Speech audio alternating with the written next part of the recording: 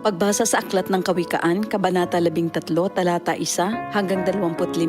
Ang anak na may unaway nakikinig sa kanyang ama, ngunit walang halaga sa palalo ang paalala sa kanya. Natatamo ng mabuti ang bunga ng kanyang kabaitan, ngunit ang ninanasan ng masama ay puro karahasan. Ang maingat magsalita ay nag-iingat sa kanyang buhay, ngunit ang taong madaldal ay nasasadlak sa kapahamakan. Ang tamad ay nangangarap ngunit hindi natutupad, ang hangarin ng masikap ay laging nagaganap. Ang taong matuwid ay namumuhay sa kasinungalingan, ngunit ang salita ng masama ay nakakahiyang pakinggan. Ang mabuti iniingatan ng kanyang katuwiran, ngunit ang masamay ipinapahamak ng likong pamumuhay. May taong nagkukunwang mayaman subalit wala naman, ngunit ang iba'y nag-aayos mahirap bagaman sila ay mayaman. Ang yaman ng isang tao ay pantubo sa kanyang buhay, ngunit sa isang mahirap, ito ay hindi nakababahala. Ang matuwid ay tulad ng maningning na ilaw, ngunit ang masama ay lamparang namamatay. Ang kapalaluan ay nagbubunga ng kaguluhan, ngunit ang pakikinig sa payo ay nagbabadya ng karunungan. Ang kayamanang tinamo sa daya ay madaling nawawala, ngunit ang kayamanang pinaghirapan ay pinagpapala. Ang matagal na paghihintay ay nagpapahina ng kalooban, ngunit ang pangarap na natupad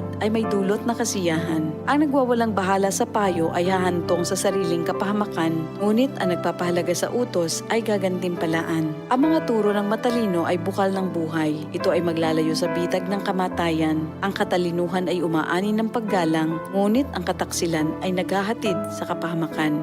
Ang katalinuhan ng isang tao ay nakikita sa kanyang gawa. Sa kilos ay nakikilala ang taong walang unawa. Ang masamang tagapagbalita ay lumilikha ng kaguluhan, ngunit ang mabuting tagapamagitan ay lumulutas ng alitan. Kahihiyan ng kasasadlakan ng hindi nakikinig sa saway, ngunit ang tumatanggap ng payo ay mag-aani ng karangalan. Ang pangarap na natupad ay may dulot na ligaya, ngunit ayaw iwan ng masama ang kasamaan niya. Ang nakikisama sa may unawa ay magiging matalino, ngunit ang kasama ng mangmang ay masusuong sa gulo. Ang hinaharap ng masama ay kahirapan sa buhay, ngunit sagana ang pagpapalang sa matuwid ay naghihintay. Ang matuwid ay nag-iiwan ng pamana hanggang sa kaapu-apuhan, at sa matuwid na uuwi ang naipon ng isang makasalanan. Ang bukid ng mahihirap may pangakong kasaganaan, ngunit ito'y nasasayang dahil sa kawalan ng katarungan.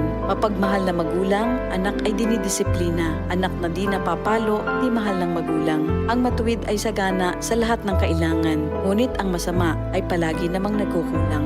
Ito ang salita ng Diyos.